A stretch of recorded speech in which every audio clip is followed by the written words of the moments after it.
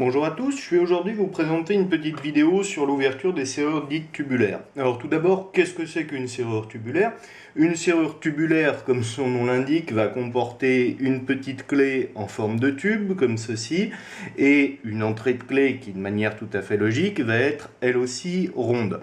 On voit sur ce cylindre que toutes les goupilles, contrairement à un cylindre classique, sont situées en frontale et non les unes derrière les autres. Alors, on va retrouver ce type de cylindre, notamment sur les distributeurs de boissons, mais également beaucoup sur les antivols et plus particulièrement sur tous les coffres-forts bas de gamme que vous retrouverez soit dans les grandes surfaces de bricolage, soit dans les hôtels classiques.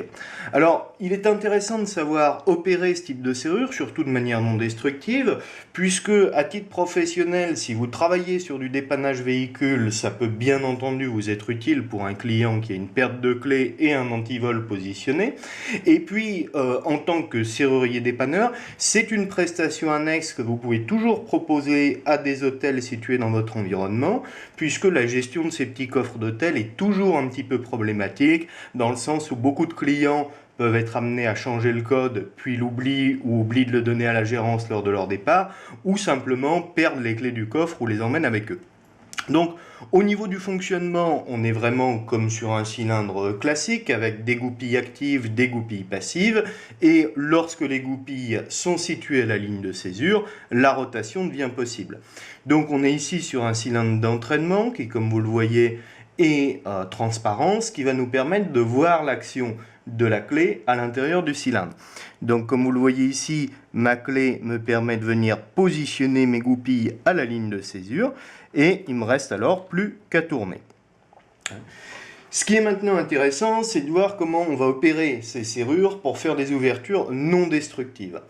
Pour ce faire, on va être amené à utiliser ce qu'on va appeler des kits de parapluie spécifiques pour les serrures tubulaires.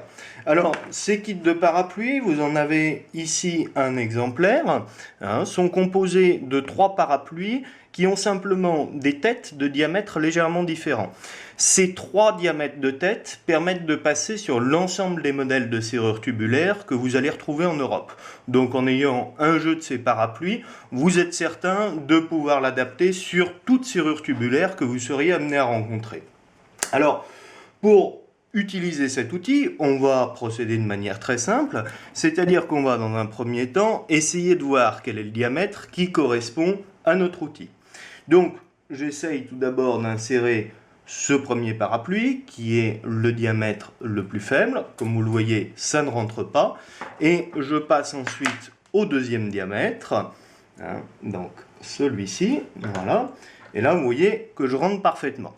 On va donc utiliser, en l'occurrence, ce modèle de parapluie.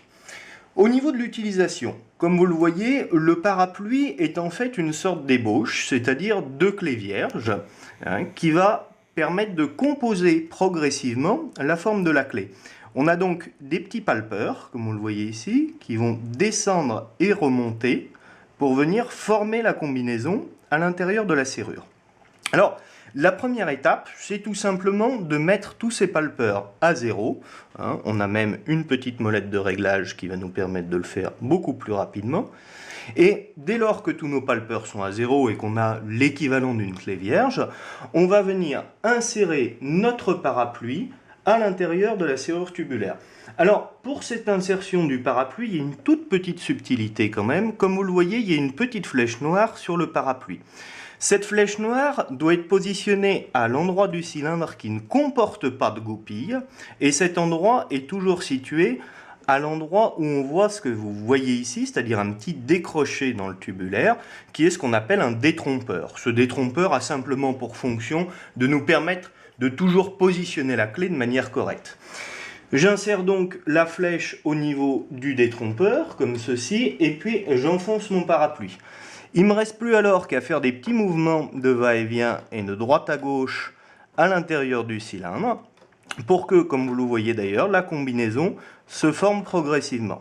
Voilà, j'ai maintenant, comme vous l'avez vu, pu ouvrir ma serrure exactement comme si j'en possédais la clé. C'est donc quelque chose qui est très rapide et qui vous apportera certainement quelques clients supplémentaires. Voilà, j'espère que cette petite vidéo de présentation vous aura plu, et je vous dis à bientôt pour une prochaine. Au revoir.